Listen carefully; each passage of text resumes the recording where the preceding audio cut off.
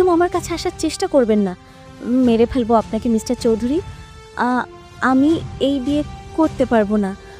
বিয়ে কি ছেলে খেলা নাকি যে কাউকে ইচ্ছা বিয়ে করলেন আর যখন ইচ্ছা ছেড়ে দিলেন? উপর পাশের ব্যক্তিটি মেয়েটির এই কথা শুনে জোরে জোরে হাসল। তার হাসির আওয়াজটা ঘরের দেয়ালে বাড়ি খেয়ে প্রতিফলিত হলো। ব্যক্তিটি ঝুঁকে মেয়েটির চিবুক জোরে টিপে ধরল, যেন আরেকটু জোরে টিপে ধরলেই রক্ত বের হয়ে যাবে। মেয়েটি তার হাত দিয়ে প্রাণপণ চেষ্টা চালাচ্ছে ব্যক্তিটিকে দূরে সরানোর, কিন্তু এমন বলিষ্ঠবান ব্যক্তির শক্তির কাছে বরাবরের ন্যায় সে আজও পেরে উঠল না। মুখ দিয়ে তার গঙ্গানোর শব্দও ভেসে আসছে। ওপর পাশের ব্যক্তিটি তৎক্ষণাৎ গাল ছেড়ে দিয়ে বাঁ হাতের আঙুলগুলি দিয়ে প্রথমে তার লাল টকটকে ঠোঁটের ওপর হাত বুলিয়ে 2 আঙুল দিয়ে ঘাড় থেকে গলা পর্যন্ত স্লাইড করতে করতে সেই মেয়েটির চোখে চোখ রেখে বলল, সেই রাতে তুমি কাঙ্ক্ষিত অনাকাঙ্ক্ষিত যেভাবেই হোক আমার হয়ে আমার সামনে এসেছিলে। ঠিক সেই দিন থেকেই আমার এই অন্ধকার পাপের রাজ্যে তুমি পা দিয়েছ ওই নীল চোখ দিয়ে। যে তুমি আমাকে কতটা পুড়িয়েছ স্নোফল, তুমি এই জীবনে চাইলেও আমার আর না চাইলেও আমার। এই অন্ধকার রাজ্যে ইচ্ছা অনিচ্ছাকৃতভাবে সেই ঝড় বৃষ্টির রাতে এই দৃষ্টি দিয়ে আমার মনটাকে তো তোলপাড় করে দিয়েছিলে। এই অন্ধকার রাজ্য থেকে আর তোমার রেহাই নেই স্নোফল। তারপর ব্যক্তিটি সেই মেয়েটির দিকে ঝুঁকে গলা থেকে হাত তুলে বোরখার ওপর দিয়ে চুলগুলো শক্ত করে ধরে মেয়েটির ঠোঁট বরাবর ঠোঁট রাখল। এমন অবস্থা দেখে মেয়েটির নিঃশ্বাস হঠাৎ বন্ধ হয়ে এলো। মনে হলো নিঃশ্বাস নিলেই নড়লেই ঠোঁটের সঙ্গে ঠোঁট থেকে যাবে। তক্ষুনি ব্যক্তিটি ঘোর লাগা কণ্ঠে বলল, you are mine, only mine snowfall, mind it. ব্যক্তিটি কথাটা বলার সময় মেয়েটি যেই ভয়টা পাচ্ছিল সেটাই হলো। তৎক্ষণাৎ সে ব্যক্তিটির বুকে সজোরে ধাক্কা দিয়ে রাগে ফুঁসতে ফুঁসতে চেঁচিয়ে বলতে লাগলো, আমি পারবো না, আপনার মতন একটা মানুষকে আমি কখনো বিয়ে করতে পারবো না। আমি মরে যাব তাও ভালো, কিন্তু কখনো আমি আপনার অন্ধকার রাজ্যে পা দেব না।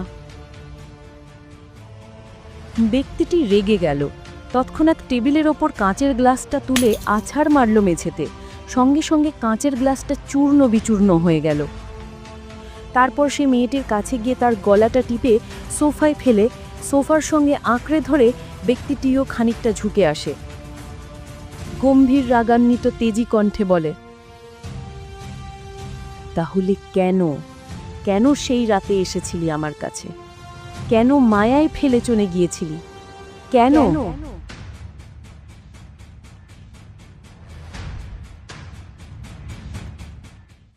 অতীত। রাত তখন প্রায় 12টা। শহরের নীরবতা বৃষ্টির এক ঘেমি ছন্দে যেন আরো বেশি বেদনাহত হয়ে উঠেছিল।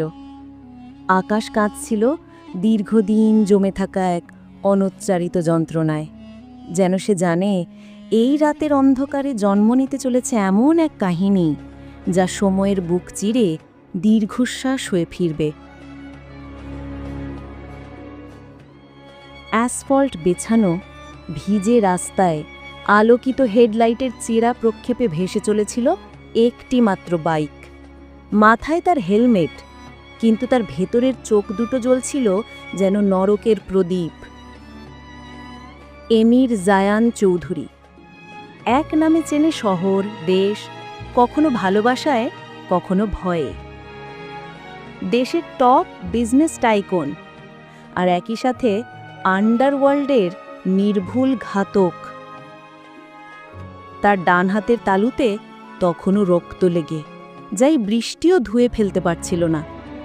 এই রাতেই সে খুন করেছে একজনকে,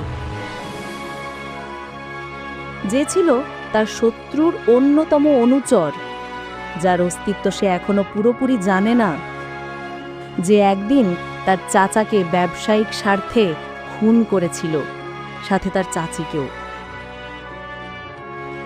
এমিরের নিজের প্রকৃত শত্রু হচ্ছে সেই আগন্তুক ব্যক্তি। 28 বছর বয়সে এক যুবক, উচ্চতা প্রায় 6 ফুটের কাছাকাছি, প্রায় বৃষ্টির পানিতে তার লম্বা বলিষ্ঠবান চেহারায় পরিহিত সাদা শার্টটি ভেদ করে তার জিম করা বডি দৃশ্যমান।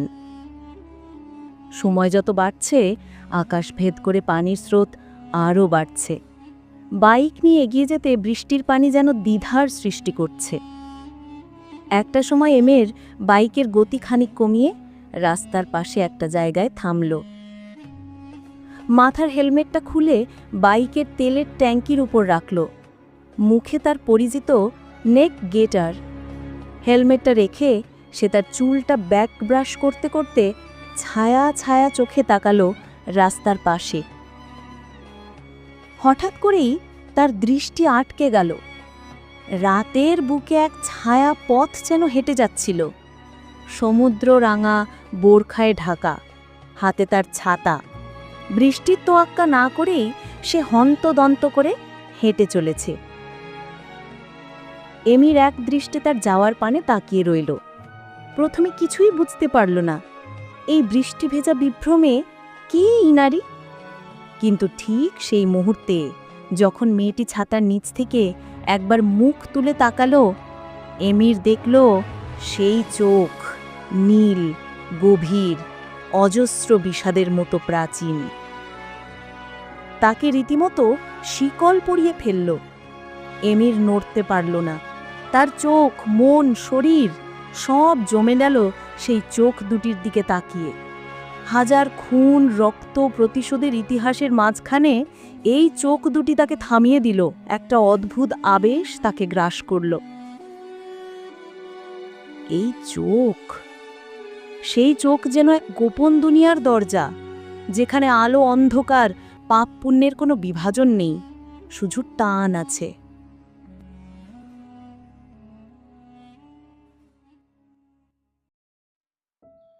আব্বু, তুমি ঠিক আছো? হ্যাঁ মা, আমি ঠিক আছি। বুকে ব্যথা কমেছে আব্বু? আর কি কোনো অসুবিধা হচ্ছে? না মা। যাও, তুমি ফ্রেশ হয়ে ঘুমিয়ে পড়ো, কাল ভার্সিটি যেতে হবে। তার উপরে অনেক রাত হয়েছে। এত রাতে আমার জন্য এই ঝড় বৃষ্টির মধ্যে বাইরে গেলে। আর আমার নিয়ে টেনশন করতে হবে না, আমি এখন ঠিক আছি। তুমি যাও, তোমার মা আছে আমার সাথে। হ্যাঁ যা ফারিয়া, তুই ফ্রেশ হয়ে ঘুমিয়ে পড়। আর হ্যাঁ, ফারহাদকে কিছু বলিস না এ ব্যাপারে। ফারিয়া মাথা নেড়ে রুমে চলে গেল। ফারিয়া জান্নাত নূর, বয়স 21, অনার্স ফাইনাল ইয়ার, বাবা মায়ের একমাত্র আদরের মেয়ে। ফারিয়ার বাবা ইস্তিয়াক খান একজন প্রাক্তন স্কুল শিক্ষক, বর্তমানে তিনি হার্ট পেশেন্ট। ফারিয়ার একটা ভাই আছে, ফারহাদ খান, সে এবারে এইচএসসি দেবে। ফারিয়ার মা মহাদিবা খান একজন গৃহিণী। মধ্যবিত্ত সুখী পরিবার তাদের। আজকে হঠাৎ রাতে ফারিয়ার আব্বুর বুকে প্রচণ্ড ব্যথা ওঠে, যা দেখে খারিয়া ও তার মা ভয় পেয়ে যায়। ফারহাদ গেছে তার ফুফির বাড়ি। বাইরে প্রচণ্ড ঝড় বৃষ্টি হচ্ছে, কিন্তু এদিকে ফারিয়া তার বাবাইয়ের এমন অবস্থা দেখে সেই ঝড়ের মধ্যে বেরিয়ে পড়ে ফার্মেসির উদ্দেশ্যে। মহাদিবা খান ইস্তিয়াক খানের দিকে তাকিয়ে মোলায়েম কণ্ঠে বলল, আমাদের মেয়েটা না থাকলে যে আমাদের কি হতো, আল্লাহ তুমি ওরে রক্ষা করো। মেয়েটা এই বয়স থেকে অনেক কিছু সহ্য করেছে। ইস্তিয়াক খান একটা দীর্ঘ নিঃশ্বাস ফেললেন। তিনি এই সবের কারণ মূলত নিজেকে দাবি করেন। তার মধ্যে তিনি যদি অসুস্থ না হতেন, তাহলে ছেলে মেয়েকে ভালোভাবে মানুষ করাতে পারতেন, তাদের আরও সুখী রাখতেন, অযথা তার ছেলে মেয়েকে কষ্ট করতে হতো না। সামান্য পেনশনের টাকায় তাদের সংসার চলে, কিন্তু কোনোদিন তার ছেলে মেয়ে স্ত্রী তার কাছে চাওয়া পাওয়া প্রকাশ করেনি। তার মতে যখন তিনি সুস্থ ছিলেন তখন তারা সকলেই অনেক সুখী ছিলেন। এখন তিনি অসুস্থ হয়ে যাওয়ায় বাড়ির সকলে তাদের চাওয়া পাওয়াকে স্যাক্রিফাইস করছে। পরের দিন সকালে ফারিয়া উঠে ফজরের নামাজ আদায় করে। তার আব্বুকে এক পলক দেখে ছাদে চলে যায় গাছগুলোকে পানি দিতে। ফারিয়ার গাছ খুব প্রিয়, সকালে ছাদে আসতেই চারিদিকে প্রজাপতি উঠতে লাগলো। ফারিয়া পুরো ছাদটা একটু ঘুরে দেখে গাছগুলোয় পানি দিয়ে কিছুক্ষণ পর গোসল করে ব্রেকফাস্ট করে বেরিয়ে পড়ে ভার্সিটির উদ্দেশ্যে। রাত 11টা। নাইট ক্লাবে বসে পানীয় পান করছে এমির দৃষ্টি তা স্থির। খানিকক্ষণ পর তার কাছে একটি বারের মেয়ে এসে তার থাইয়ের ওপরে বসে ডেসপারেটলি ক্লোজ হতে থাকে। এমি তখনও স্থির একই রকমভাবে বসে আছে। সে কোনো প্রতিক্রিয়া দেখালো না। খানিকক্ষণ পর চোখ বন্ধ করে একটা গম্ভীর নিঃশ্বাস ফেলে হাতে থাকা কাচের গ্লাসটা শক্ত করে চেপে ধরে ভেঙে ফেলে। সঙ্গে সঙ্গে সেই মেয়েটিকে কাছে টেনে তার ঠোঁটের সাথে ঠোঁট মিশিয়ে দেয়। প্রায় 1 মিনিট পর ছেড়ে দিয়ে মেয়েটাকে তার কোল থেকে নামিয়ে মাথার চুল জোরে টেনে ধরে। এড়িয়ে মেয়েটা এমিরের আরও ক্লোজ হওয়ার চেষ্টা করে। সে এমিরের গলা ঘাড় তার হাতের সাহায্যে ছুঁয়ে দিচ্ছিল। এমির মাথা তুলে মেয়েটিকে টেনে এবার প্রফেশনালভাবে কিস করতে থাকে। প্রায় 30 সেকেন্ড পর মেয়েটাকে সে তার থেকে ধাক্কা দিয়ে ফেলে দেয়। চেঁচিয়ে বলতে থাকে, গেট লস্ট, এক্ষুনি চলে যাও আমার সামনে থেকে। মেয়েটি বলল, কি হলো বেবি, মজা পাওনি? বলে আবার এমিরের কাছে আসার চেষ্টা করে। এবার এমির তার দিকে রক্তচক্ষু নিয়ে তাকিয়ে বলে, I said you to get out of my eyes. I cannot say this anymore. মেয়েটি বিরক্ত হয়ে চলে গেল। তখনই এমিরের আর এক ফ্রেন্ড হাসিব আসলো। সে মূলত সেই থেকে এমিরকে নিরীক্ষণ করছিল। মেয়েটি চলে যেতেই সে এমিরের কাছে এসে বলল, আরে আরে কি হলো, ওভাবে চলে যেতে বললি কেন? কি হয়েছে তোর? এমির আবার চুলগুলো ছিঁচে ধরে বলতে লাগলো, আমি পারছি না হাসিব, আমি পারছি না। ওই চোখ কেন বারবার আমার চোখের সামনে ভেসে আসছে? কেন আমার ঘুম হারাম করে দিয়েছে? কি এমন আছে ওই চোখে? কে সে? হাসিব হাসল, বলল, তা প্রেমে পড়লি নাকি? হাসিবের কথা শুনে এমির আগের অবস্থাতেই জোরে জোরে হাসতে লাগল। ক্লাবের মধ্যে গান চলায় হাসির আওয়াজটা বেশি প্রকাশ পেল না। এমির বলল, এমির আবার প্রেম? কখনো না। এমিরের জীবনে প্রেম বলে কিছু নেই, আর কোনোদিন আসবেও না। আমি শুধু ওই মেয়েকে চাই, কেন চাই জানি না, শুধু চাই। এমির থামল, এক দৃষ্টিতে মাটির দিকে তাকিয়ে এক ধ্যানে আবার বলতে শুরু করল, আমার বারবার সেই রাত্রে চাইনি। তার চোখ দুটি এক অব্যক্ত শূন্যতা অনুভব করাচ্ছে, আর আমি যেন সময়ের এক বরফ জমা স্ফুটিকে পরিণত হচ্ছি। সেই রাতে তাকে দেখে আমার শিরায় রক্ত চলাচল থমকে গেল, নিঃশ্বাস আটকে গেল বুকে। চোখ নামাতে পারিনি, না পারিনি বাস্তবে ফিরে আসতে। আর ততক্ষণে সে চলে গেছে, নীরবে, নিঃশব্দে, অথচ একটা ঝড় রেখে গেছে আমার ভেতরে। হঠাৎ করে একনাগারে এমি কথাগুলো বলতে লাগল। এমির থামলে হাসিব একটি রহস্যময় হাসি দিয়ে এমিরের হাতে একটি পানীয়র গ্লাস তুলে দিল। এমিরও একনাগারে পানীয় পান করতে লাগল।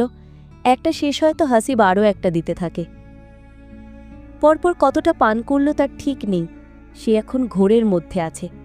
কি মনে হলো সে উঠে গিয়ে সেই আগের মেয়েটির কাছে গিয়ে তাকে একটাকে কোলে তুলে নিয়ে রওনা হলো বাড়ির নির্দিষ্ট রুমে। রুমের মধ্যে এসে এমির মেয়েটাকে বিছানায় ফেলে তার শার্ট খুলতে খুলতে বিছানায় ঝুঁকে কিস করতে লাগল।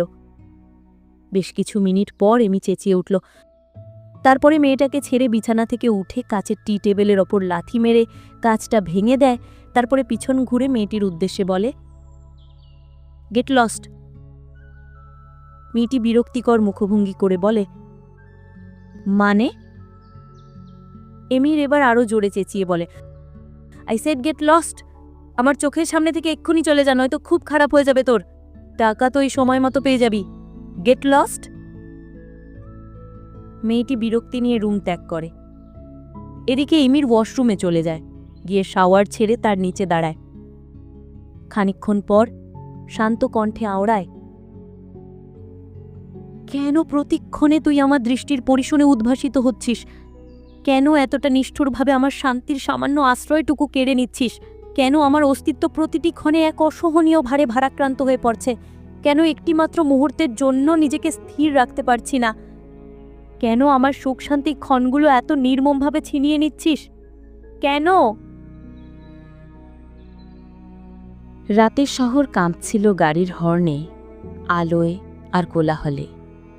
কিন্তু শহরের এক উঁচু বিল্ডিংয়ের 18 তলার ব্যালকনি, এর সামনে দাঁড়িয়ে থাকা পুরুষটির মন যেন স্তব্ধ। এই শহর, এই আলো, এই জীবন সব তার নিজের তৈরি, কিন্তু ভিতরে কোথাও যেন এখন আর কিছুই নিজের লাগছে না। এমির জায়ান চৌধুরী, চোখে ধূসর কালি, ঠোঁটে ক্লান্তি আর মাথায় প্রায় সবসময় হালকা হুড তোলা থাকে, যেন নিজেকেই লুকিয়ে রাখার চেষ্টা। আজ সে ঠিক বুঝতে পারছে না কি এক অজানা অস্থিরতা ভিতর থেকে পুড়িয়ে দিচ্ছে তাকে।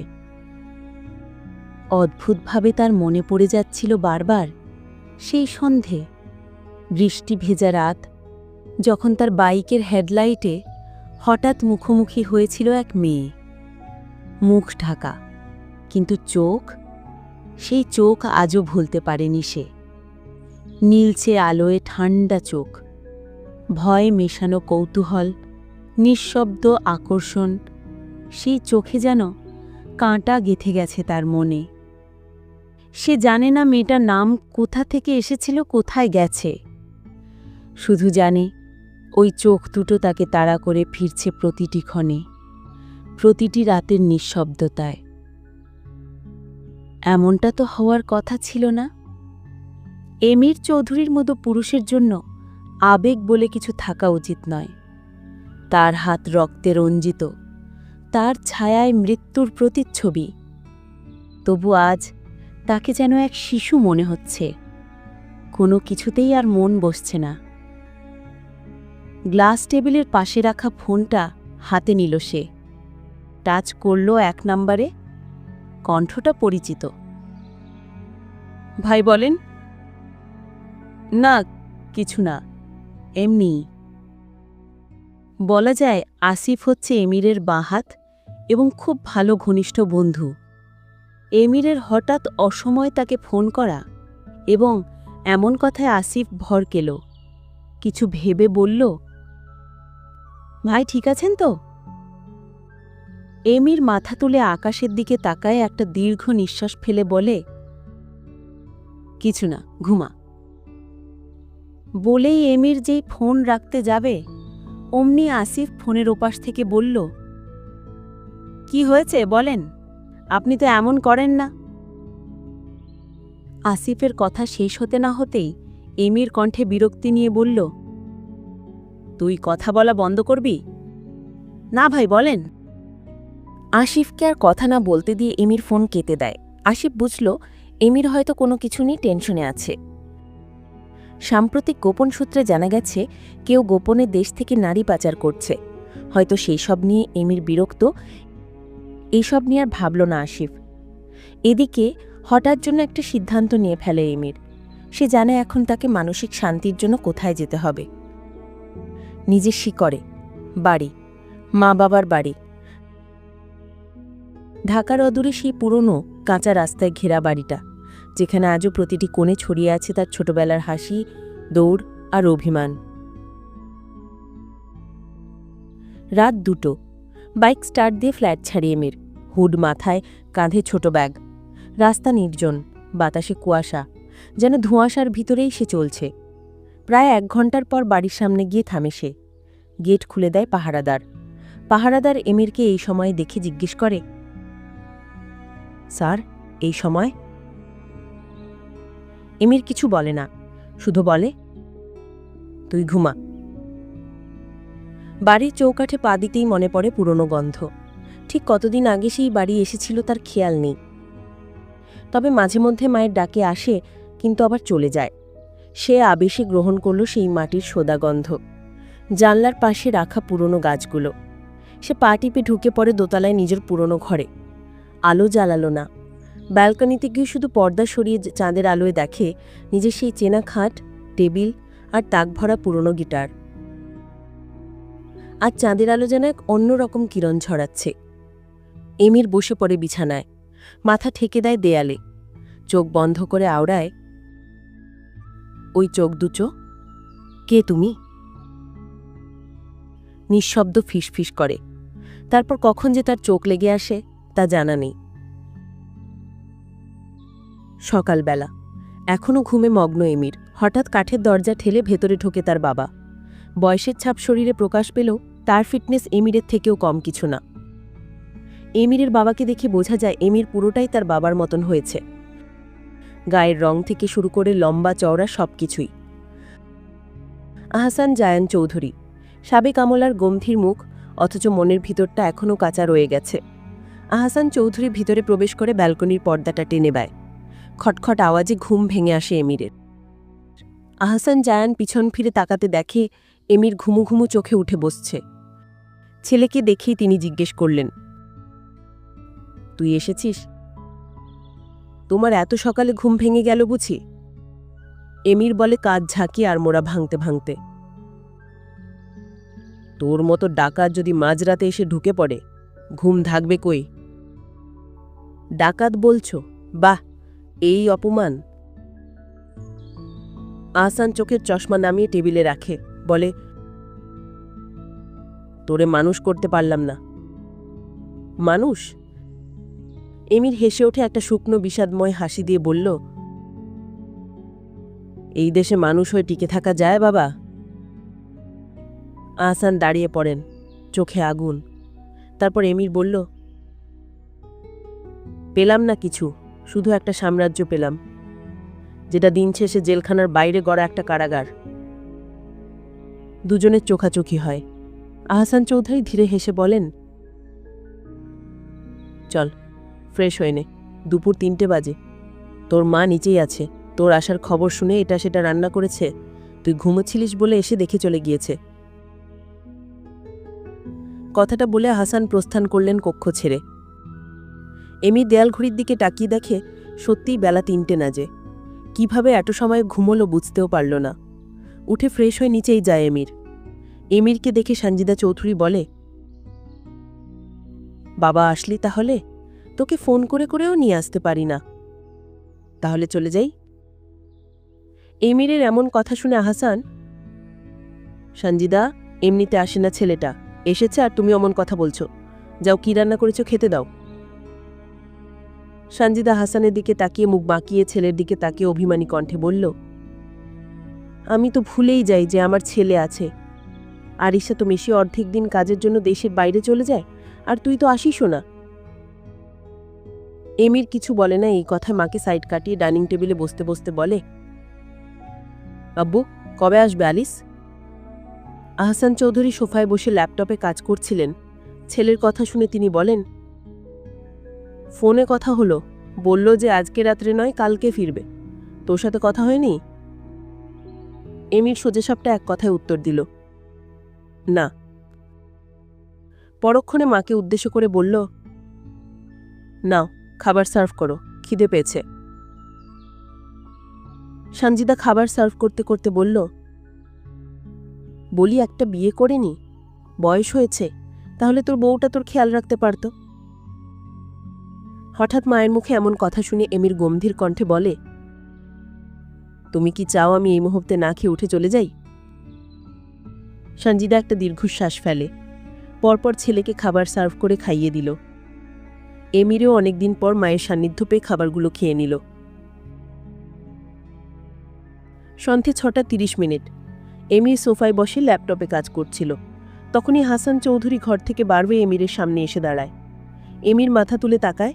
বাবাকে হঠাৎ রাইডিং জ্যাকেট, প্যান্ট, গ্লাভস, বুট পরা দেখে অবাক হয়ে জিজ্ঞেস করে, তুমি আবার? হাসান চৌধুরী হেসে উত্তর দেয়, হ্যাঁ রে, তোর সাথে রেস দেইনি বলে আজও আফসোস রয়ে গেছে।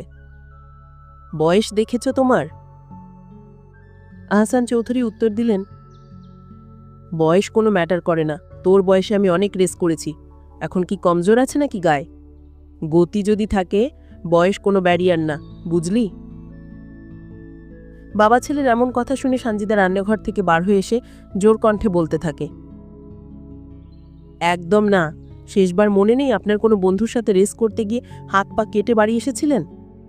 ভাগ্য ভালো ছিল আপনার, ভেঙে যায়নি হাত পা। আপনি আবার রেস করতে যাচ্ছেন। এই এমির, একদম যাবি না। এমির ল্যাপটপটা বন্ধ করে উঠে দাঁড়াতে দাঁড়াতে বলল, আমার কোনো আপত্তি নেই। আমি আব্বুর বয়সে এরকম করে বেড়াবো। আর আম্মু, বয়সটা কোনো ব্যাপার না, চিল। আব্বুকে হারিয়ে বাড়ি ফিরবো, টেনশন করো না। এমিরের কথা শুনে আহসান হাতে থাকা বাইকের চাবিটা এমিরের দিকে ছুঁড়ে দিতে দিতে বলে, হ্যাঁ, কে জিতে দেখা যাবে, চল। এমির আর আহসান যাওয়ার সময় পিছন থেকে সঞ্জিদা হাতে খুন্তি নিয়ে চেঁচিয়ে বলতে থাকে, যদি দুইজনের মধ্যে কারো কিছু হয়, আমার থেকে খারাপ কেউ হবে না, বলে দিলাম। কেউ বাড়িতে প্রবেশ করতে পারবেন না, মনে থাকে যেন। আমার কথা তো কেউ নেবেন না। সন্ধ্যা গাঢ় হয়ে আসছিল। আকাশের পশ্চিম প্রান্তে সূর্য ডুব দিচ্ছে ধীরে ধীরে। শহরের ব্যস্ততা যেন খানিকটা স্তিমিত। চৌধুরী ভিলার পেছনের বাগানে পড়ন্ত রোদ ফিকে হয়ে এসেছে। আকাশের রং ধূসর কমলা মিশে এক রহস্যময়তা ছড়িয়ে দিচ্ছে, ঠিক যেন চোখের জল আর রক্ত একসাথে মিশে গেলে যেমন রং হয়। সময়টা সন্ধ্যা পেরোচ্ছে, পৃথিবী আর স্বপ্নের মাঝামাঝি এক ক্ষণিক মুহূর্ত। আর ঠিক সেই মুহূর্তে ভিলার মূল গেটের পাশে দাঁড়িয়ে দুটো বাইক। একটা গভীর রক্তরঙা ডুকাটি পানিগালে V4, যার গায়ে সূর্যের শেষ আলো পড়ে যেন আগুন জ্বলছে। আর একটা নিঃশব্দ তবু শক্তিশালী কালো ইয়ামাহা R1, ঠিক যেন রাতের রাজা। হেলমেট হাতে নিয়ে এগিয়ে এলো এমির জায়ান চৌধুরী। সিল্কের কালো শার্টের কলার এলোমেলো, চোখে এক অদ্ভুত শান্তি ও রাগের মিশ্র ছায়া। তার পেছন পেছন এগিয়ে এলেন আহসান চৌধুরী। বয়স 60 ছুঁই ছুঁই, তবুও পেটানো শরীর আর সেই অভিজাত হাঁটার ভঙ্গি এখনও অটুট, যা দেখে বয়স বোঝা বড় কঠিন। আহসান চৌধুরী সামনে বাইকের কাছে আসতে আসতে কণ্ঠে স্মৃতি মাখা হাসি নিয়ে বললেন, তোর সাথে শেষ বাইক রেসটা করেছিলাম 5 বছর আগে, মনে আছে? এমির একটা ডোন্ট কেয়ার ভাব নিয়ে ঠোঁট বাঁকিয়ে হেসে বাইকে উঠতে উঠতে বললেন, এইবার হারার জন্য রেডি তো? শেষবার জিতে না। তখন আমার বয়স কম ছিল। I am just 23 and you. বলে ভুরু উঠিয়ে বাঁকা হেসে আহসান চৌধুরীর দিকে তাকিয়ে আবার বলে, আর তুমি তো হট অ্যান্ড সেক্সি ছিলে। আহসান চৌধুরী পাশের বাইকে বসে থেকেই এমিরের কাঁধে বাড়ি মারলেন ও হেসে বললেন, now you are so hot and sexy my বয়।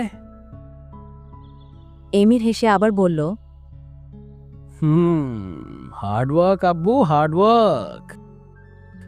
তারপর এমির হাতে থাকা লাল রঙের হেলমেটটা ওর আব্বুয়ের হাতে দিয়ে নিজে কালো রঙের হেলমেটটা পরতে পরতে বলল, ওকে, চলো, হারার জন্য প্রস্তুত তো? আহসান চৌধুরী মৃদু হেসে উত্তর দিলেন, ছেলের কাছে হারতে কষ্ট নেই, কিন্তু জিতলে যে গর্বটা হয় সেটার মতো কিচ্ছু নেই।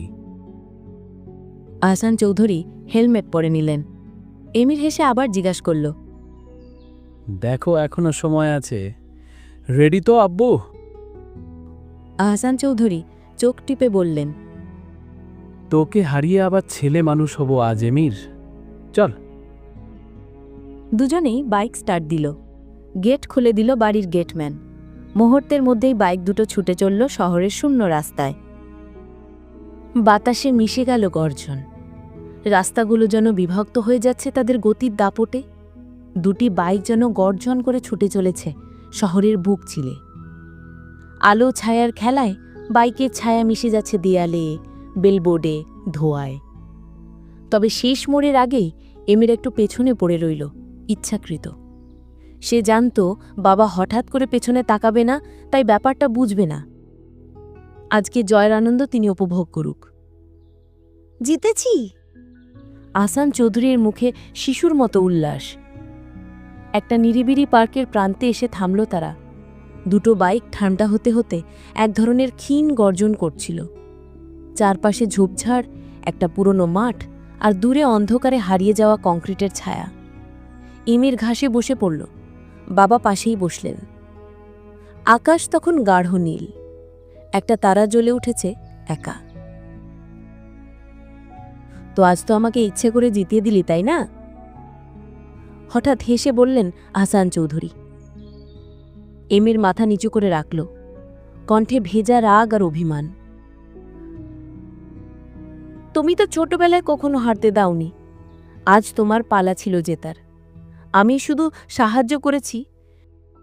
কিছু স্মৃতি বাঁচিয়ে রাখতে হয় আব্বু, এমন দিন খুব কমই আসে। আহসান চৌধুরী চুপচাপ তাকিয়ে রইলেন ছেলেটার মুখের দিকে।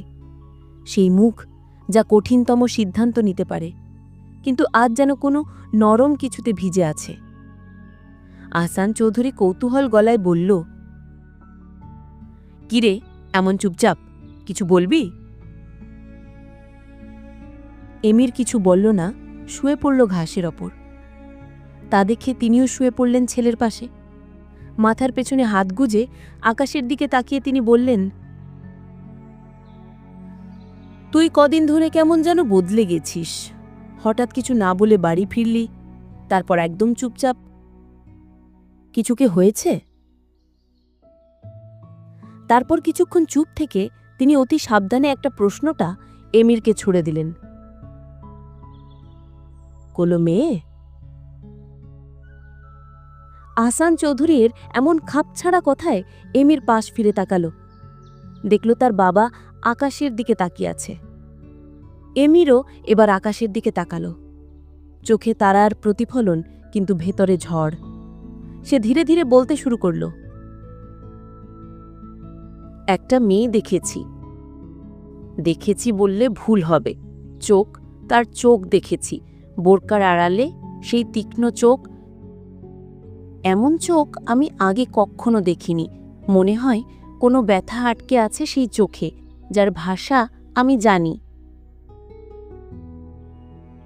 আহসান চৌধুরীর চোখে জ্বলে উঠল। সে পাশ ফিরে এমিরের দিকে তাকিয়ে উৎফুল্ল কণ্ঠে বলতে শুরু করল, কি বলিস? আমাদের এমির প্রেমে পড়েছে? আরে বাহ, তাও চোখের? বাহ বাহ, তাহলে বিয়ের কথা ভাবা যাক। তোর মা তো কবে থেকে বলে। আহসান চৌধুরীর কথার মাঝে এমির পাশ ফিরে তার বাবার দিকে তাকায়, চোখে চোখ রেখে গর্জে উঠল, বলল, না এমির, আমি কারোর প্রেমে পড়তে পারবো না আব্বু। আমি সেই মানুষ না। আমি ভালোবাসা বিশ্বাস করি না। এমিরের কণ্ঠে এক ধরনের হাহাকার, যেন সে নিজেকেই বোঝাতে চায় ভালোবাসা তার জন্য নয়, সে শীতল অন্ধকারের সন্তান। এক মুহূর্ত নীরবতা। তারপর সেই নীরবতা ভেঙে আহসান চৌধুরী বলেন, ভালোবাসা মানুষকে বদলায় এমির। তুই আজ যা ভাবিস কাল তা বদলাতেও পারে। হঠাৎ ভালোবাসা যখন আসে, কেউই প্রস্তুত থাকে না। তুই ভালোবাসাকে শুধু ভয় পাস এমির, তোর চোখে ভয় মানায় না। রাত গভীর। তারা ফিরল চৌধুরী ভিলায়।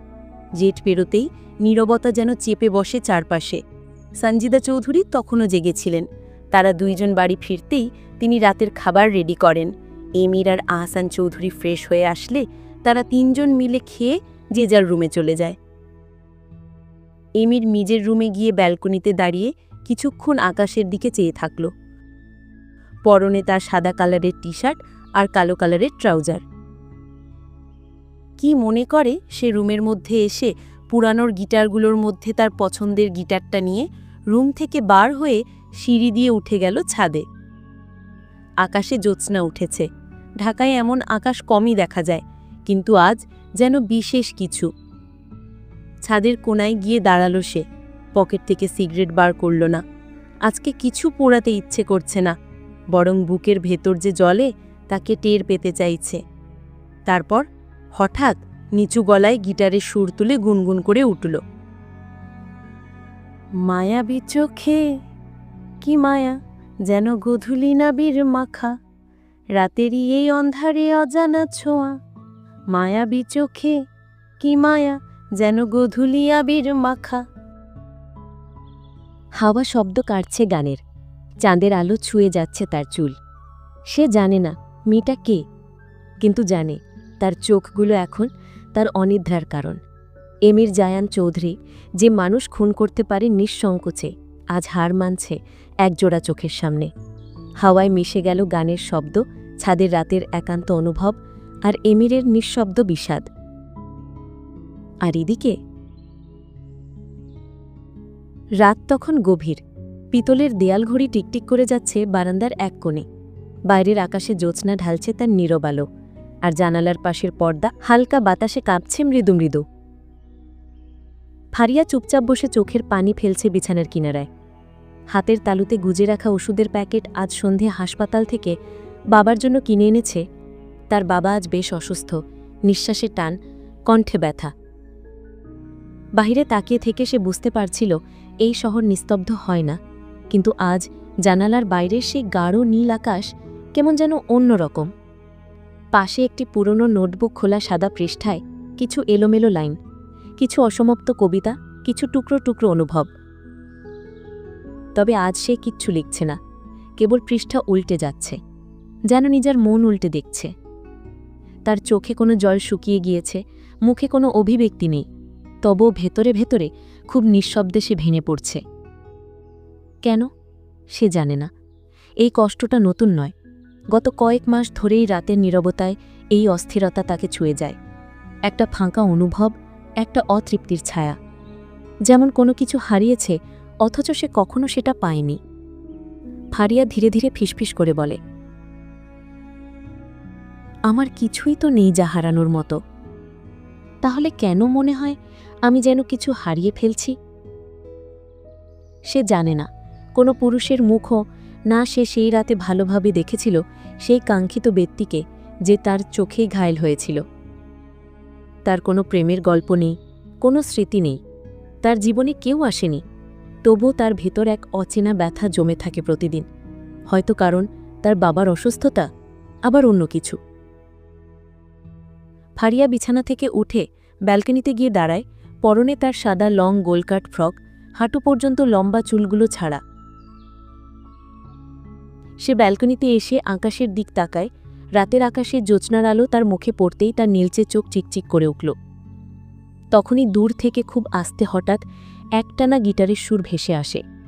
রাতের নিস্তব্ধ পরিবেশ থাকায় খুব হালকা সুর ভেসে আসছে, নীরব রাত্রির বুক চিরে অদ্ভুত এক বিষণ্ণ সুর। ফারিয়া চমকেওছে, মনে মনে বলে, কে বাজাচ্ছে এই অসময়ে? কই এই বাসায় আসার পর থেকে তো এতদিন শুনিনি। ফারিয়ারা মূলত ৩ মাস হয়েছে এই ফ্ল্যাটটা তারা কিনেছে। এই ৩ মাসের মধ্যে আজ হঠাৎ মাঝরাতি গিটারের সুর শুনে খানিকটা বিচলিত হয় ফারিয়া। সে ব্যালকনির একদম ধারে এসে দাঁড়ায়। সে শুনতে পায় গিটারে কেউ সুর তুলছে। না, কোনো গান সে শুনতে পাচ্ছে না, তবুও সেই সুরটা তার শরীরে বিদ্যুৎ খেলে দেয়। কেন এত চেনা মনে হচ্ছে? সে তো এই সুর আগে শোনেনি, তবু কেন বুকটা কেঁপে উঠছে? ফারিয়া এক মুহূর্ত চুপ করে দাঁড়াল, তারপর শরীরটা কেমন অবশ হতে আসলো। সে বিছানার দিকে ধীরে ধীরে এগোলো, তারপর অস্বস্তিতে চোখ বুজাল। এদিকে ছাদের কোনায় দাঁড়িয়ে এমির গিটারি সুর তোলে, সেই পুরনো রবীন্দ্রসঙ্গীতটা, আমার পরাণ যাহা চায় তুমি তাই গো। তবে সে শেষ করেনি, স্বরটা যেন গলায় আটকে গিয়েছিল কোনো এক অদৃষ্ট অনুতাপে। হাতের মধ্যেই ছিল একটা অর্ধ খাওয়া সিগারেট। ইচ্ছা না থাকা সত্ত্বেও কিছু সময় আগে সিগারেটটা ধরিয়েছিল, নিজের উথাল পাথাল মনকে একটু শান্ত করার জন্য। হঠাৎ পেছন থেকে ভেসে এলো এক পরিচিত কণ্ঠ, বাহ, এমির জায়ান চৌধুরী, এত রাতে এমনভাবে এত বছর পর, তাও আবার গান গায়। এমির ধীরে ঘুরে দাঁড়াল। ছাদের সিঁড়ির মাথায় দাঁড়িয়েছিল একজন, লম্বা, হালকা দাড়ি, চোখে ঠান্ডা দৃষ্টি। সে আর কেউ না, আরিস জায়ান চৌধুরী, এমিরের চাচাতো ভাই। তুই এলি? এমিরের কণ্ঠে কাঁপন ছিল না, বরং এক ধরনের অদ্ভুত প্রশান্তি। আরিস এগিয়ে এলো, পরনের কালো জ্যাকেট খুলল, সঙ্গে সঙ্গে জ্যাকেটের ভিতরে পরিহিত নীল রঙের টি শার্ট উন্মুক্ত হল। হাতের পেশিগুলি যেন ফুলে ফেপে টি শার্ট ভেদ করে বেরিয়ে আসছে। আরিস তার জ্যাকেটটা হাতে ঝুলিয়ে এমিরের পাশে দাঁড়ালো, বলল, আজ রাতেই নামলাম। ভাবছিলাম কাল তোকে চমকে দেব, কিন্তু তুই তো আমাকে চমকে দিলি। এমির হেসে বলল, তুই কি এখনো মনে করিস আমাকে চমকে দেওয়া যায়? আরিস ছাদের কিনারে রাখা সিগারেটের প্যাকেট থেকে একটা বের করল, নিজেরটা ধরাতে ধরাতে বলল, তোর মতন কেউ রাত 3টায় ছাদে দাঁড়িয়ে যে এমন গান গায়, রুমে ঢুকতে যেই ছাদের গিটারের আওয়াজ পেলাম, এক মুহূর্তের জন্য ভয় পেয়ে গেছিলাম। এমির শব্দ করে বাঁকার হেসে বলল, ভয় পাইয়ে দেওয়া আমার পুরনো অভ্যাস। আরিজ এবার চুপ করে রইল। দুজনেই চুপচাপ দাঁড়িয়ে শহরের আলো অন্ধকারে ঢেকে থাকা পৃথিবীটাকে দেখে। তারপর এমির বলল, বিদেশে জীবন কেমন গেল এই কদিন? আরিশ একটা দীর্ঘশ্বাস ফেলে উত্তর দিল, সারাদিন অফিসের কাজ, এছাড়া আর কেমন যাবে? তোর মতন কেউ ছিল না মারামারি করার জন্য। এমির ভ্রু যুগল সংকুচিত করে আরিসকে বলল, আমার সাথে মারামারি করতিস? আরিস হেসে উত্তর দিল, তুই করতি, আমি আত্মরক্ষা করতাম। দুজনেই হেসে উঠল। কিছুক্ষণ চুপচাপ কাটে। তারপর আরিস ধীরে বলল, এই কদিন একটু দূরে ছিলাম, তা শুনছি কি তুই এখন মানুষ মেরে ফেলিস? সিগারেটের ছাই মুঠোমোহনের ফ্ল্যাশের মতো ঝরে পড়ে। এমির মুখ ফিরিয়ে তাকায় না, শুধু বলে, মানুষ মারি না, অপদার্থ সরাই। তোর ওই অপদার্থের সংজ্ঞা কে নির্ধারণ করে? আমি। কণ্ঠে এমন এক চূড়ান্ত দৃঢ়তা যেন আইন নিজেই তার কাছে মাথা নত করে। আরিশ একটা দীর্ঘ নিঃশ্বাস ফেলে। তারপর প্রশ্ন করে, কি দরকার এসব মাফিয়াগিরি করে? ছাড় না, কি দরকার এসবের? এমির এবার ক্রুদ্ধ চোখে এমিরের দিকে তাকিয়ে বলে, যেদিন আমার চোখের সামনে চাচা আর চাচিকে গুলি করেছিল, সেই কথা আমি কোনোদিন ভুলব না। পুলিশের দ্বারা কিচ্ছু হবে না, ওই আগন্তুকরে আমি খুঁজে বের করবই, আর পৃথিবীর সবথেকে নিকৃষ্টতম মৃত্যু দেব। নইলে এই মনের ভেতরে দাউ দাউ করে জ্বলা আগুন মরার আগে পর্যন্ত নিববে না। আরিস গম্ভীর হয়ে যায়। অনেক কিছু বলার ছিল তার, কিন্তু সে বোঝে এই এমির আর তার ভাই এমির ছেলেটা এক না। এমির আবার বলে, তুই এসেছিস, তোকে দেখে ভালো লাগছে, কিন্তু ফিরলি কেন? ব্যবসার কাজে একেবারে সেটেল হতে পারতি, বিদেশের জীবন ছেড়ে এই নরকটায় আবার? তার কারণ তুই। এবার এমির তাকালো সরাসরি। আরিজ আবার বলল, ছোটবেলায় মা আব্বুর আদর আমি পাইনি। যবে থেকে বোধবুদ্ধি হয়েছে, চাচা চাচি আমাকে মানুষ করেছে। তোকে নিজের ভাইয়ের মতন করে ছোট থেকে দেখে এসছি। তবে এখন তুই ডুবে যাচ্ছিস ভাই, কেউ না কেউ তো চাইবে তোকে টেনে তুলতে। আমি চাই না একদিন হঠাৎ খবর পাই অজ্ঞাত বন্দুকধারীর হাতে নিহত হয়ে গেছিস। এমির হালকা হাসে, বলে, আমি অজ্ঞাত না আরিস, আমার প্রতিটা শত্রু জানে কার গুলি কাকে ছুড়বে। আমি শিকার নই, আমি শিকারী। আকাশে হালকা বজ্রপাতের শব্দ হয়। ছাদের এক কোনায় বাতাসে উড়তে থাকা পলিথিনটা নড়াই জোরে জোরে শব্দ হয়ে ওঠে। আরিজ এবার শান্ত কণ্ঠে বলল, আমার সাথে চলে আয়। তোর এই অন্ধকার শহর ছাড়, এই খুন আর এই রক্তের খেলায় কিচ্ছুই নেই ভাই। এখনো সময় আছে, যা হবার হয়ে গেছে, এখন আর শত্রুতা বাড়াস না। দোয়া কর আল্লাহ আমার মা আব্বুকে জান্নাতুল ফেরদাউস দান করুক, আর হত্যাকারীকে উচিত শিক্ষা দিক। এমির পিছন ঘুরে আকাশের দিকে তাকিয়ে বলে, তুই ভুল বুঝছিস আরিস, হত্যাকারীকে দুনিয়াতেই উচিত শিক্ষা দিতে হবে, তাও সেই শিক্ষাটা আর কেউ না, আমার হাতেই হবে। আর এই শহরটা আমাকে বেছে নিয়েছে, আমি বাছিনি। আমি গেলে কেউ একজন আসবে আমার জায়গায়, আর আমি না থাকলে তো। আরিশ খানিকটা চমকে উঠল, বলল, কি তুই না থাকলে কি? এমির একটা দীর্ঘ নিঃশ্বাস ফেলে আকাশের দিকে মুখ উঁচু করেই বলল, আচ্ছা আরিশ, কারে তো সাহস বলতো আমার রাতের ঘুম কেড়ে নেওয়ার? মানে কি বলিস তুই এসব? কি হয়েছে? সব ঠিক আছে তো?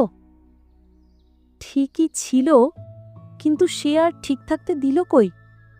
এমন পাষাণ হৃদয়টাকে কেমন গলিয়ে দিয়ে চলে গেল। আরিশ হতবাক। সে অবাকের সুরে বলে, ভাই, তুই ঠিক আছিস? আমি আজ পর্যন্ত তোকে এমন অবস্থায় কোনোদিন দেখিনি। আর কি সব বলছিস?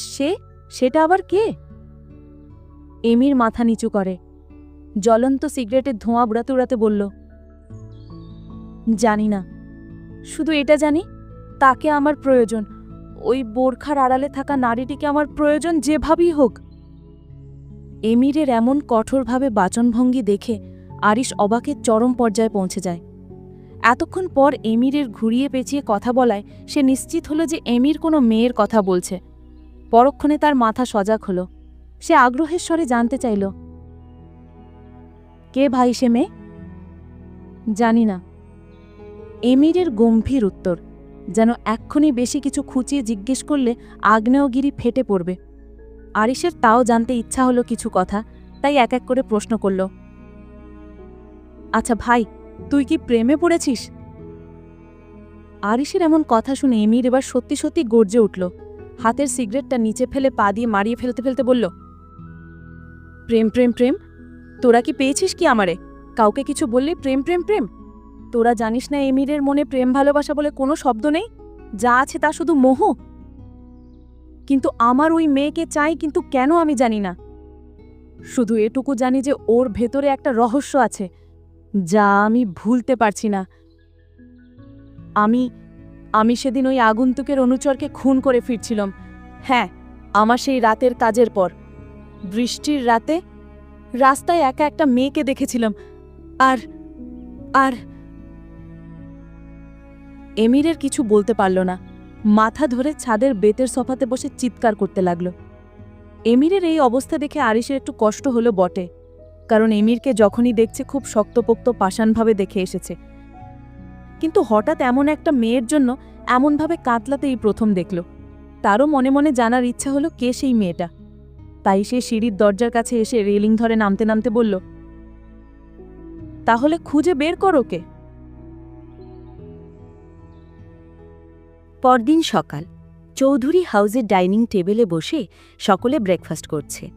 হঠাৎ এমিরের আব্বু আহসান চৌধুরী বলে উঠলেন, আজ তোমাদের কলেজে যেতে হবে। ফাউন্ডার হিসেবে তোমাদের উপস্থিতি জরুরি। নবীন বরণ আছে, প্রেস থাকবে, মিডিয়া থাকবে। আহসান চৌধুরীর কথা শুনে এমির খাওয়া থামিয়ে গম্ভীর কণ্ঠে বলল, আমি কি না গেলেই নয়? তুমি চলে যাও। এমিরের কথা শুনে আহসান চৌধুরী পুনরায় শুধালেন, না, না গেলেই নয়। তুমি আহসান জায়ান চৌধুরীর ছেলে, সেটা মনে রেখো। তখনই পাশ থেকে এমিরের মা সানজিদা চৌধুরী বলে উঠলেন, কি হয়েছে বাবা? যা না, তোর বাবা তো প্রতিবারই যায়। এবার তুই আর আরিশ দুইজনই আছিস, তোরা যা না। তখনই এমির কিছু বলতে নিলে আরিশ ততক্ষণ বলে ওঠে,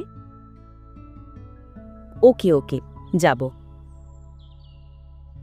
আরিসের কথায় এমির আর চোখে তাকায় আরিসের দিকে। তখনই আরিস ইশারায় এক চোখ মারে। এমির ছোট করে নিঃশ্বাস ফেলে খাওয়ায় মনোযোগী হয়। কিছুক্ষণ পর চুপচাপ রওনা দিল তারা কলেজের উদ্দেশ্যে। এদিকে ফারিয়া ওয়াশরুম থেকে তার মাজার নিচু অবধি চুলগুলো মুছতে মুছতে বার হয়ে দেখে মাইশা তার বিছানায় বসে আছে। আরে মাইশু, কখন আসলি? পুরো নাম মাইশা আক্তার মিম, ফারিয়ার বেস্ট ফ্রেন্ড। মাইশার পরনে হালকা গোলাপি কালারের শাড়ি পরিহিত, মাজার ওপর পর্যন্ত চুলগুলো ছেড়ে দেওয়া, মুখ ভর্তি হালকা মেকআপ, ঠোঁটে লিপস্টিক, চোখ ভর্তি কাজল। মূলত আজ তাদের কলেজে ফার্স্ট ইয়ারের নবীনবরণের অনুষ্ঠান, তাই সে শাড়ি পরে রেডি হয়ে ফারিয়াদের বাসায় এসেছে। এদিকে ফারিয়াকে এখন ওয়াশরুম থেকে বার হতে দেখে মাইশা রেগেমেগে বিছানা থেকে নেমে ফারিয়ার সামনে হেঁটে যেতে যেতে বলে, আল্লাহ, তুই এখনো রেডি হোসনি? এই মেয়েকে নিয়ে আমি আর পারি না, উফ। এদিকে ফারিয়া মাইশার এমন কথাবার্তা শুনে হাসতে হাসতে ড্রেসিং টেবিলের সামনের দিকে হেঁটে যেতে যেতে বলে, আরে রিল্যাক্স মাইশু, আমি এক্ষুনি রেডি হয়ে যাব। জাস্ট বিছানায় থাকা হলুদ কালারের ফুল হাতা লং চুড়িদারটা পরব আর হিজাব পরে রেডি। ফারিয়ার কথা শুনে মাইশা অবাক হয়ে বলে, কি, আজকে তুই চুড়িদার পরবি? দেখ দোস্ত, আজকে সবাই শাড়ি পরে আসবে, তোকেও পরতে হবে। না মাইশু, প্লিজ জোর করিস না।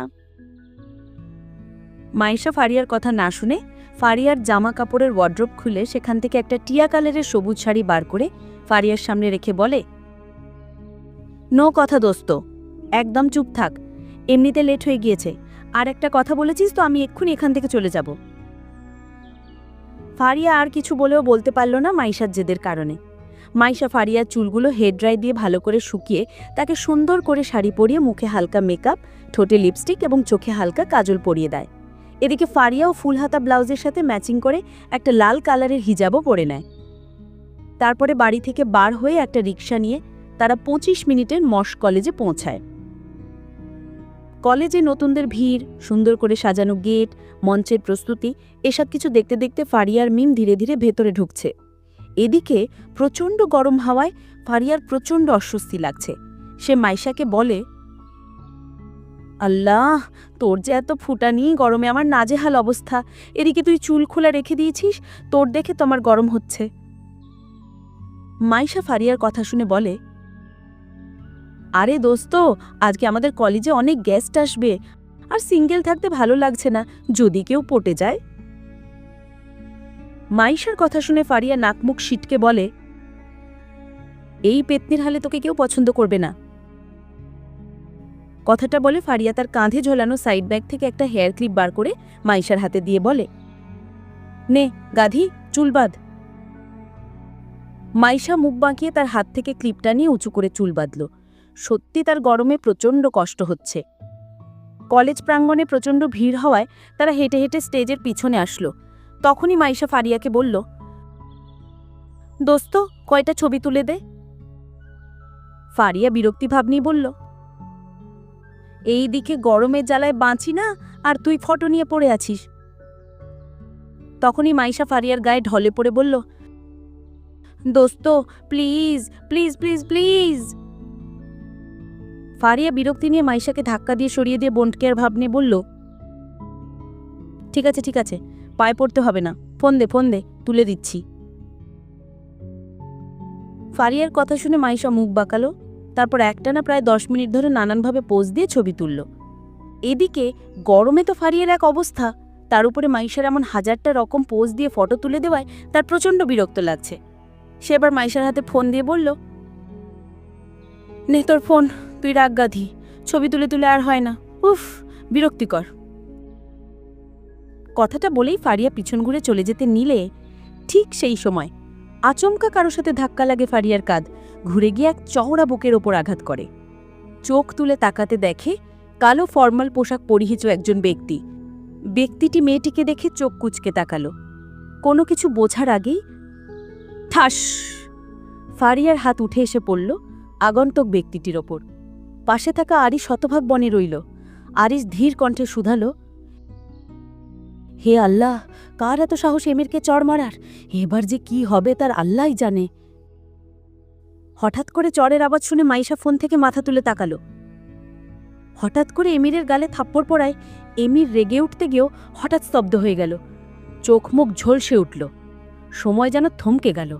মুহূর্তের মধ্যেই চারপাশ চুপচাপ। এমিরের চোখে আগুন। কে আমাকে চড় মার লো? এমির কথাটা জোরে উচ্চারণ করলেও শেষেরটুকু তার গলায় আটকে গেল। ততক্ষণে ফারিয়া ভয়ে পিছিয়ে গেল। এমির তুমি কথাটা উচ্চারণ করতে গিয়েও যেন উচ্চারণ করতে পারল না। ততক্ষণে আরিস এগিয়ে এসে বলল, ভাই ছেড়ে দে, সামনে মিডিয়া আছে, বেশি কিছু করলে কেলেঙ্কারি হয়ে যাবে। বেচারি বুঝতে পারিনি, ভুল করে হয়ে গেছে। আমি বলছি প্লিজ সিন ক্রিয়েট করিস না, শান্ত হ প্লিজ। এমির আরিসকে কিছু বলবে তখনই ফারিয়ার পাশে দাঁড়ানো মিম চেঁচিয়ে উঠল, বড়লোকের দেমাগ নিয়ে এসেছে বুঝি, আপনি কি ভাবেন নিজেকে? আরিশ মিমের দিকে কিছু বলতে গেলেই মাইশা চেঁচিয়ে উঠল, চুপ থাকুন, উল্টে একটাও কথা বলবেন না, দোষ আপনাদের, উনি ধাক্কে দিয়েছে ফারিয়াকে। আরিশ বিরক্ত হয়ে বলল, দেখুন ভালোভাবে বলছি, ভাইয়ের কোনো দোষ নেই, ভুলবশত লেগে গিয়েছে। দেখেন আপনাদের মতন ছেলেদের আমার খুব ভালো করে চেনা। আপনারা কেমন তা আমাকে বলতে হবে না। দেখুন মিস, না জেনে শুনে কিছু বলবেন না। আর আপনি তো ভনের মধ্যে ঢুকেছিলেন, তাহলে আপনি কি করে দেখলেন যে ভুলবশত লেগেছে কি ইচ্ছাকৃতভাবে লেগেছে? পরিস্থিতি উত্তপ্ত হয়ে উঠছিল। এমি ঠোঁট কামড়ে নিজেকে শান্ত রাখল। ততক্ষণে ফারিয়া মাথা নিচু করে ভয়ে দাঁড়িয়ে আছে। এমির ভালোভাবে ফারিয়াকে পরখ করল। তারপর ফারিয়ার দিকে দৃষ্টি রেখে আরিসকে উদ্দেশ্য করে বলল, চল আমরা স্টেজে যাই, সবাই ওয়েট করছে। এমির এমন শান্ত হয়ে যাওয়ায় আরিস অবাকের চরম পর্যায়ে পৌঁছে যায়। তারপরে নিজেকে শান্ত করে স্টেজে উঠে পড়ে। এদিকে ফারিয়া ও মাইশা স্টেজের পিছন থেকে সামনে এসে বসার জন্য জায়গা খুঁজছিল। তখনই ভিড়ের মধ্যে শেষের দিকে কিছু চেয়ার খালি দেখতে পেয়ে সেখানে গিয়ে বসে পড়ল। মাইশা চেয়ারে বসে বিড়বিড় করে সামনে তাকিয়ে বকে যাচ্ছিল। তা দেখে ফারিয়া বিরক্ত হয়ে বলে, আরে কি বকবক করছিস? দেখ, একে গরম, তার উপরে তোর জন্য শাড়ি পরেছি, আর তার উপরে আবার একটু আগের ঘটনা, আর তুই এখন কি বকবক করছিস? মাথা কিন্তু গরম হয়ে যাচ্ছে এবার। ফারিয়ার কথা শুনে মাইশা স্টেজের দিকে আরিশ আর এমিকে উদ্দেশ্য করে বলে, দেখ, বড়লোকের ব্যাটাশালারা টাকার জোরে মানুষকে যা তাই ভাবে। এত এগো নিয়ে দেশের টপ বিজনেসম্যান কি করে হলো বলতো? একে তো দোষ করবে, তার উপরে। মাইশায়ের এই বকবক শুনে ফারিয়া বিরক্ত হয়ে মাইশায়ের কথার মাঝে বলে ওঠে, উফ, তুই চুপ করবি? এত বকিস কেন রে? আর তখন যা হবার হয়েছে। আর শোন, ওনার কোনো দোষ নেই, আমিই না বুঝে থাপ্পড় মেরেছি, তাও তোর জন্য।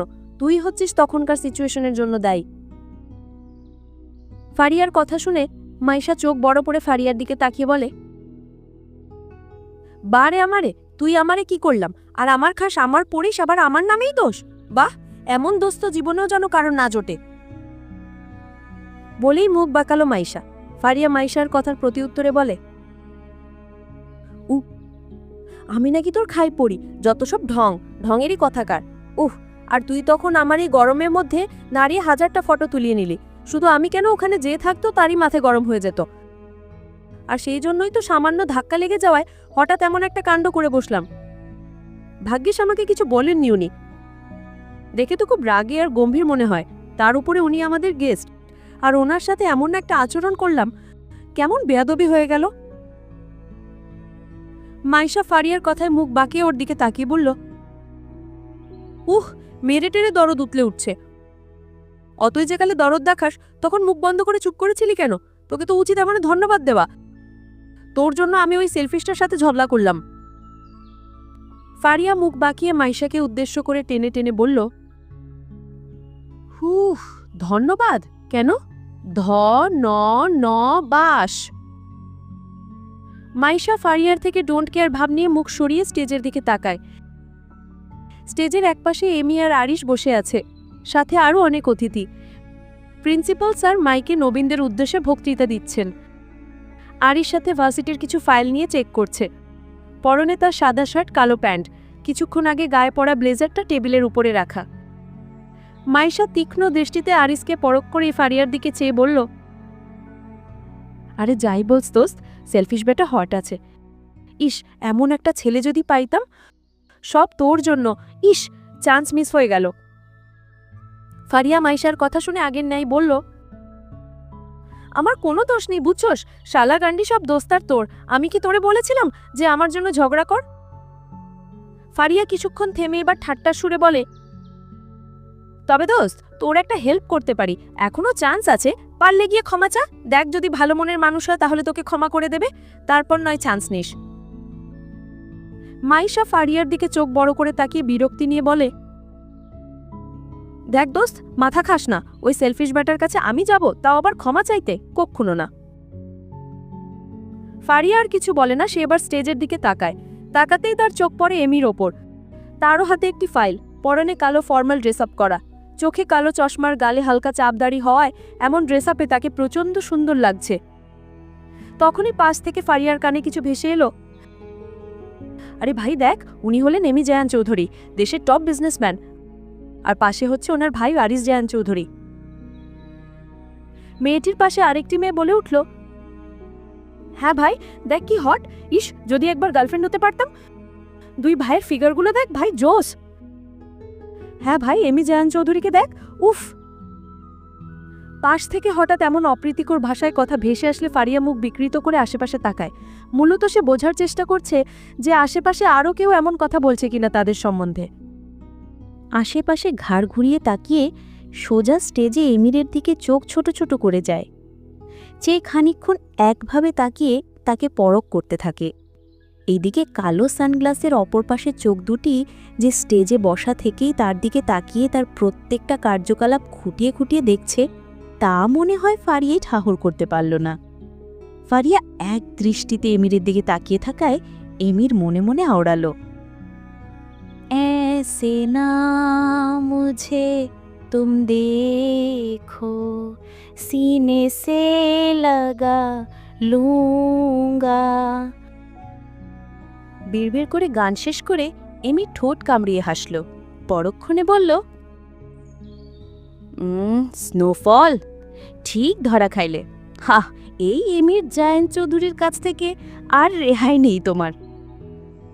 পাশ থেকে বিড়বিড় করে করে কিছু শব্দ আরিসের কানে আসলে আরিস ঘাড় ঘুরিয়ে এমিরের দিকে তাকায়, বলে, কি হয়েছে, আমাকে কিছু বলছিস? আরিসের কথায় এমিরের ধ্যান ভাঙে। সে চোখে থাকা সানগ্লাসটা খুলে আরিসের দিকে তাকিয়ে বলে, হ্যাঁ কিছু বললি? ব্রু কুচকায়। এমিরের এমন ভাবসাব দেখে সে বলে, কি হয়েছে রে তোর? আজকের ভাবসাব তোর কেমন একটা লাগছে আমার কাছে। অন্যমনস্ক হয়ে কোথায় ছিলিস? তার উপরে সেই থেকে ফাইলের একটাই পাতা খুলে হাতে ধরে রেখে দিয়েছিস। সব ফাইলগুলো তো আমি চেক করলাম। কি হয়েছে, কি বলবি আমারে? কিছু না। কথাটা বলেই সামনে তাকাতেই দেখে ফারিয়ার পাশে একজন ছেলে বসে তার সাথে হেসে হেসে কথা বলছে। আরে ফারিয়া, আজকে তো তোকে দারুণ লাগছে। পাশ ফিরে তাকাতেই দেখে শান্তকে। শান্ত হচ্ছে ফারিয়া আর মাইশার ক্লাসমেট। হঠাৎ শান্তর আওয়াজ শুনে মাইশা ঘাড় ঘুরিয়ে তাকায়, বলে, আরে অশান্ত, তুই কখন এলি? শান্ত মাইশার কথা শুনে মাইশাকে উদ্দেশ্য করে বলে, আরে মাইশা আক্তার ডিম, তুই এখানে আছিস নাকি পেচি? মাইশা শান্তর এমন খোঁচা মারা কথায় রেগে যায় এবং তাদের মধ্যে শুরু হয় তর্কাতর্কি। এইদিকে দুইজনের মাঝে ফারিয়া পড়ে গেছে। একে তো তার সেই এসে থেকে গরমে যায় যায় অবস্থা, তার উপর এখন এদের ঝগড়া। সে তার দুই হাত দিয়ে দুজনকে থামানোর চেষ্টা করল, বলল, উফ, চুপ কর তোরা।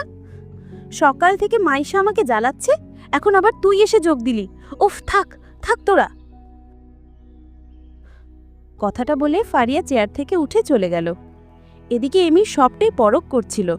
সেই থেকে ফারিয়া বারবার সেই ছেলের আর মাইশার গায়ে হাত দিচ্ছিল তাকে থামানোর জন্য, কিন্তু এদিকে এমির কেন কিসের জন্য সেগুলো হচ্ছিল কিছুই জানতে পারল না। সে রীতিমতো রাগে কন্ট্রোলের বাইরে চলে গেছে। করিডোর দিয়ে হাঁটছিল ফারিয়া। হঠাৎ করে হাতের কারো টান পড়তেই ঘাবড়ে যায় সে। পরক্ষণে আবিষ্কার করল তাকে দেয়ালের সাথে কেউ আটকে রেখেছে আর ঘর জুড়ে পুরো অন্ধকার। মূলত এই করিডোরে একটি রুম আছে যেটা সবসময় বন্ধ থাকে, সেই কারণেই বর্তমানে সেই রুমটি অন্ধকার। ফারিয়া প্রচণ্ড ভয় পেয়ে যায়, তার আত্মা কেঁপে ওঠে। সে নিজেকে সামনে থাকা ব্যক্তিটির থেকে ছাড়িয়ে নিতে চায়, কিন্তু অপর পাশের ব্যক্তিটি ফারিয়ার কোমর এক হাত দিয়ে পেঁচিয়ে নিজের সাথে মিশিয়ে এবং অন্য হাত দেয়ালে ভর দিয়ে রাখে। ফারিয়া এক মুহূর্তের জন্য ভেবে পায় না যে কি হচ্ছে তার সাথে। সে অনেক ধস্তাধস্তি করতে থাকে। সামনে থাকা ব্যক্তিটির বুকে দুই হাত দিয়ে নিজের সমস্ত ভর দিয়ে সরে আসতে চায়, কিন্তু কোনোভাবেই সে ব্যক্তিটিকে সরাতে পারে না। এবার সে জোরে জোরে চিৎকার করতে লাগে। তখনই অপর পাশের ব্যক্তিটি দেয়ালে থাকা হাতটি নিয়ে ফারিয়ার মুখের সাথে চেপে ধরে, ফলে ফারিয়ার পিঠ দেয়ালের সাথে ঠেকে যায়। ফারিয়া তখনও ধস্তাধস্তি করতে থাকে। সে রীতিমতো ভয় পেয়ে গেছে। একসময় সে উপায় না পেয়ে এবার অপর পাশের ব্যক্তিটির হাতে কামড়ে দেয়। অপর পাশের ব্যক্তিটি হাতে ব্যথা পাওয়ায় সে সঙ্গে সঙ্গে হাত সরিয়ে নেয়, কিন্তু মুখ দিয়ে একটাও ব্যথা তোর শব্দ বার করে না। অপর পাশের ব্যক্তিটি এবার প্রচণ্ড রেগে যায়। ফারিয়া যে কিছু বলতে যাবে তখনই অপর পাশের ব্যক্তিটি ফারিয়ার কোমর দুই হাত দিয়ে আঁকড়ে ধরে এবং সামান্য ঝুঁকে নিজের ঠোঁটের সঙ্গে ফারিয়ার ঠোঁট মিশিয়ে দেয়। এহেন কাণ্ডে ফারিয়ার চোখ কোটর থেকে বেরিয়ে আসার অবস্থা। সে প্রচণ্ড চেষ্টা করছে সে ব্যক্তিটির কাছ থেকে নিজেকে ছাড়িয়ে নেওয়ার, কিন্তু কোনোভাবেই অপর পাশের ব্যক্তির শক্তির সঙ্গে পেরে উঠছে না। অপর পাশের ব্যক্তিটি রীতিমতো ফারিয়ার ঠোঁটের উপর অত্যাচার চালাচ্ছে। ফারিয়ার নিঃশ্বাস আটকে যাচ্ছে। সে প্রচণ্ড ছটফট করতে শুরু করে, কিন্তু অপর পাশের ব্যক্তিটি ফারিয়াকে জোরে জোরে কামড় দিতে থাকে। এত জোরে কামড় দেয় যে ঠোঁট কেটে রক্ত বার হয়ে আসে। ব্যক্তিটি তার ডান হাতটা মাজা থেকে তুলে ফারিয়ার কানের বাম পাশে রাখে এবং বাঁ হাত দিয়ে আরও জোরে কোমর চেপে ধরে। হিংস্রতার ন্যায় আরও গভীরভাবে কিস করতে থাকে। প্রায় 10 মিনিট পর ফারিয়া অপর পাশের ব্যক্তির সাথে নিজেকে ছাড়াতে না পেরে জোরে জোরে কান্না করে দেয়। তখনই অপর পাশের ব্যক্তিটি সজাগ হয়। সে বুঝতে পারে যে এতক্ষণ কি হচ্ছিল। প্রচণ্ড হাইপার হওয়ার জন্য সে এতক্ষণ নিজের মধ্যে ছিল না। অপর পাশের ব্যক্তিটি আরও রাগে ফেটে পড়ে। ফারিয়াকে ছেড়ে এক ঝটকায় দেয়ালে একটা ভীষণ জোরে বাঁ হাত দিয়ে ভুষি মারে। সঙ্গে সঙ্গে পুরো ঘর কেঁপে ওঠে, সাথে ফারিয়াও। ব্যক্তিটি সঙ্গে সঙ্গে রুম থেকে বেরিয়ে যায়। অপর পাশের ব্যক্তিটি কে? আদেও এমির তো?